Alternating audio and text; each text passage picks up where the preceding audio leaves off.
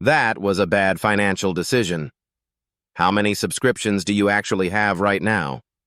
Do you even remember what you signed up for? When did you last check your bank statement? Are you still paying for that thing you forgot about? What about that free trial you never canceled? Here is what nobody talks about. The average person loses $270 a year, just on subscriptions they forgot they had. That is money you worked for. Gone to companies you do not even use anymore. It adds up quietly while you are not looking. Life Admin Finance. Tracker changes everything. It is a free app for your phone. You add every bill and subscription in one place. It shows you exactly what you pay each month. No more digging through emails for receipts. No more spreadsheets that you never update. No more guessing where your money goes. Think about how that feels.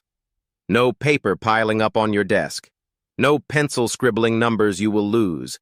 No frustration trying to remember due dates. Just your whole financial picture in your pocket. Always with you when you need it. Make sure to subscribe now. Drop a like if this helped. Comment what you overpay for. The app is free on iPhone right now.